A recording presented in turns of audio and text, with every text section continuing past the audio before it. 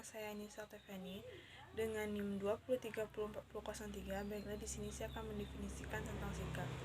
Sikap adalah segala perbuatan dan tindakan yang berdasarkan pada pendirian dan keyakinan yang dimiliki. Sikap adalah pernyataan evaluatif terhadap segala sesuatu, bisa berupa objek, orang, atau peristiwa. Sikap mencerminkan perasaan seseorang terhadap sesuatu. Sikap mempunyai 3 komponen utama, yaitu kesadaran, perasaan, dan perilaku. Sikap adalah perilaku dari hasil pemikiran dan perasaan individu tentang orang, objek, dan masalah dalam lingkungannya. Baiklah, saya Fitri Angelina dengan NIM 2030304016 akan melanjutkan materi dari kelompok saya, yaitu ciri-ciri dari sikap dalam psikologi. Merupakan hal yang dipelajari. Sikap yang merupakan hal yang dipelajari, bukannya sesuatu yang muncul begitu saja. Hal ini tentu berbeda dengan motif psikologi lainnya, seperti lapar dan haus yang tidak perlu dipelajari. Stabil. Seseorang akan terus belajar dan memilih sikap tertentu yang lama-kelamaan akan cenderung membentuk pola dirinya. Hal ini akan memperkuat sikap tersebut dan akan semakin stabil melalui pengalaman yang berulang-ulang. Melibatkan hubungan dengan orang lain, sikap tidak hanya melibatkan satu individu saja, melainkan juga melibatkan hubungan dirinya dengan orang lain, atau dengan objek dan situasi tertentu. Berisi informasi faktual seperti yang telah dibahas sebelumnya. Di dalam sikap, terdapat komponen kognitif dan efektif.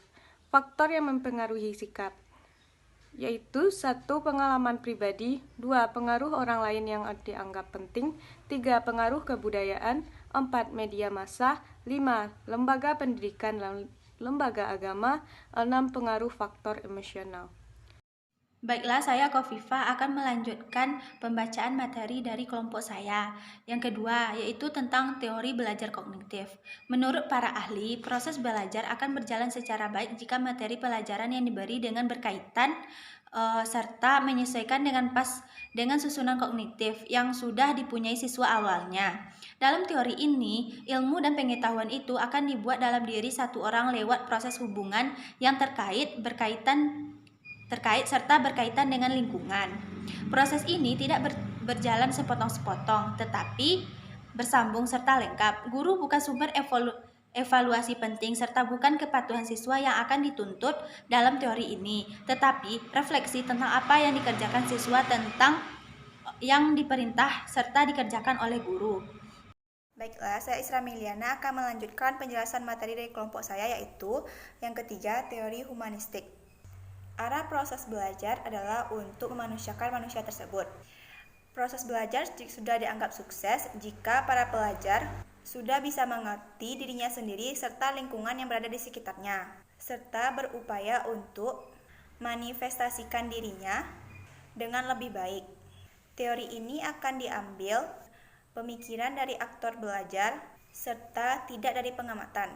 Guru bertindak sebagai fasilitator untuk memberikan motivasi serta tentang keadaan kehidupan atau kesadaran tentang arti kehidupan pada siswa tersebut. Aktor penting dalam teori ini adalah siswa yang bisa memaknai proses pengalaman belajarnya sendiri.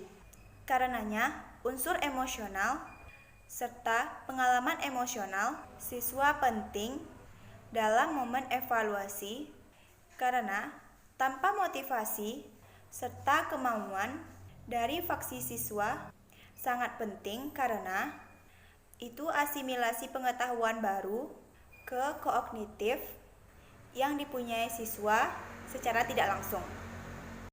Baiklah, saya Ersa Fadila Rizka Wahdini dengan NIM 2030304013 akan melanjutkan materi dari kelompok saya, yaitu 4.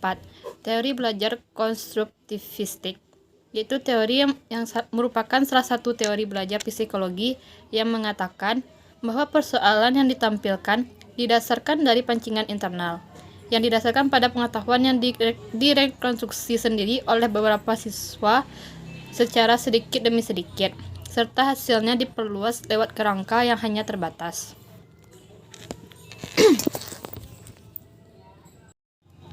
Dalam teori ini, seorang siswa dapat benar-benar diakui jika ia dapat mencari sendiri permasalahannya kemudian membuat pengetahuannya sendiri lewat kekuatannya berpikir, serta rintangan yang ditemui oleh beberapa siswa. Mereka bisa mengakhiri serta membuat ide tentang keseluruhan pengalamannya yang terbentuk dari fakta-fakta serta teori pada sebuah bangunan yang utuh. Teori ini dapat disimpulkan menjadi usaha untuk membuat formasi hidup yang berbudaya kekinian.